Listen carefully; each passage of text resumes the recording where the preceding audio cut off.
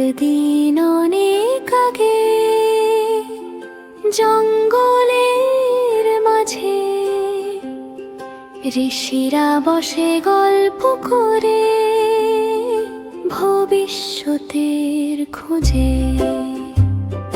কি হবে সামনে কে জানে, সময় কি লুকিয়ে রাখে।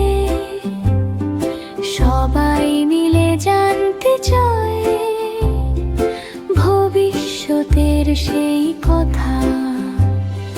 তখন এলেন ব্যাসদেব, জ্ঞান ভরা তার বাণী।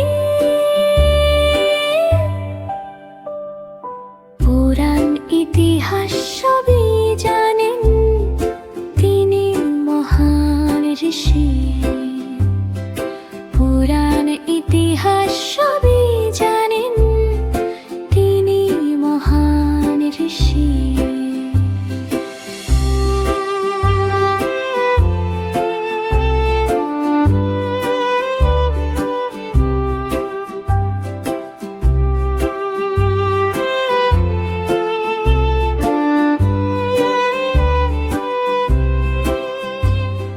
সবাই শুনে মুগ্ধ হলো, কিন্তু মনে এক প্রশ্ন রইল, ভবিষ্যতে কি ঘটবে তবে, কি আছে সামনে পথ। তারা স্মরণ করল শ্রীকৃষ্ণকে, নীল রঙে হাসি মাখা দেবতার শির। পাণ্ডবদের কাহিনী এলো, যুদ্ধ আর সাহসের গল্প। পাণ্ডবদের কাহিনী এলো, যুদ্ধ আর সাহসের গল্প।